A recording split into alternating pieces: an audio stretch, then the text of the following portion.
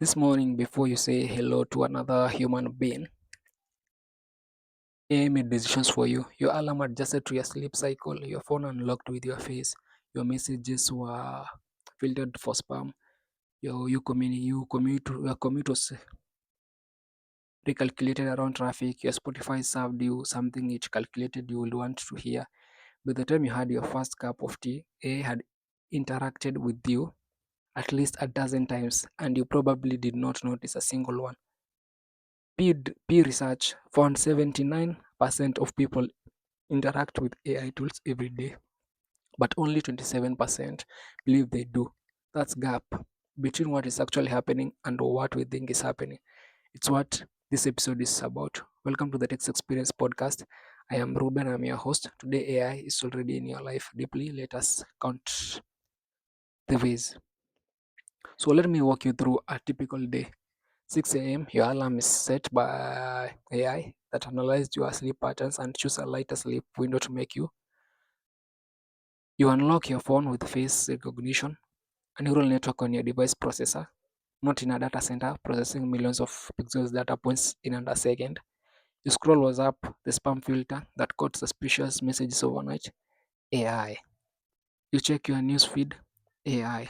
The order of those stories is ranked by an AI that has modeled your reading behavior across thousands of previous sessions. So Google Maps, your route is optimized in real time using traffic data, historical pattern, and predictive models. So you buy something on Jumia or Amazon, the price you see is dynamic, set by an algorithm adjusting multiple times per day based on demand. And we'll talk about how these they we deploy the AI is being deployed on e-commerce sites. So your browsing history and competitor pricing, voice messaging on WhatsApp, voice to text transaction transcription, AI portrait mode, photo, AI neutral network processing. By lunchtime, AI has touched your banking app, fraud detection, your email smart replies, your YouTube recommendations, the auto complete on your keyboard, and the feed ranking on every social platform you opened. You have not tried use AI once, it just happened. The most interesting development of 2026 must be what Spotify launched in May, Studio by Spotify Labs, an AI that generates personalized podcasts for you. You tell it what you want. Give me a morning briefing with the today's news, my 10 a.m. meeting reminder, and 3 tracks from artists similar to what played last week. And it creates a personalized audio. It saps your calendar, inbox, and Spotify history. This shows the Tech Experience podcast is now competing with an AI that is no the Tech Experience podcast is now competing with an AI that knows you personally and calibrates every word with your exact reference. So why would you listen to me instead?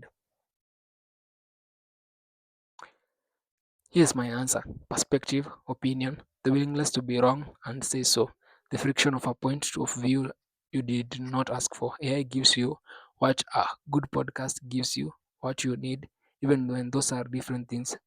This is why this show exists, and this is why I am not worried about Spotify Studio. Kenya is not passive audience for this technology. We are leading it. 42.1% of Kenyan internet users actively use AI tools, higher than the US, India, UK. Students use AI for assignments. Entrepreneurs use it to generate business plans, write proposals, creating marketing copy.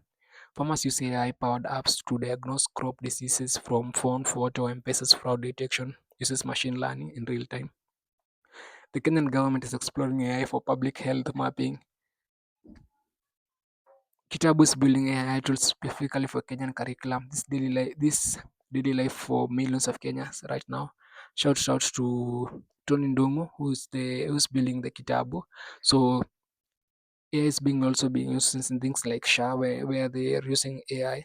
So Edge AI in the 2026 trend, making this even more pervasive. AI running directly on your device, your phone, watch even your washing machine without sending data to a remote server. LinkedIn's 2026 analysis described this as AI becoming invisible yet indispensable. Smart assistants are anticipating needs by scanning email, calendars, messages. Edge AI is particularly important for our context. It works with intermittent connectivity. It is faster, but also means that the AI physically closer to your body and further from your control. You do not choose which AI systems are in your smart TV. You accept what manufacturer installs. At what point does AI convince convenience becomes AI dependency? And do you know where that line is for you personally? If you found out your phone had been making 500 AI powered decisions about your information every day, would you want it to know what they were? Here's the statistics I want you to carry out of this episode. 79% of people use AI every day, 27% think they do. That 52% gap is not ignorance, it is design. AI systems are designed to be invisible, to feel like normal, natural digital experiences. The invisibility is intentional because visible AI invites questions, invisible AI operates without them. This we call the black box AI. And invisibility is intentional because visible AI invites questions, invisible AI operates without them. And operating without question is how systems, whether AI systems or any other kind, accumulate power without accountability. I want you to do one thing this week. So write down 5 things you did today where AI was involved.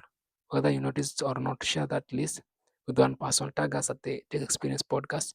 The exercise is not to make you afraid, it is to make you conscious. Consciousness is the first step to having an opinion, and having an opinion is the first step to demanding that AI serves you rather than simply consuming you. Episode 8, Granular Notes, your weekly AI news briefing format. I'm going to give you the tools to understand every major story as it breaks simplest next week.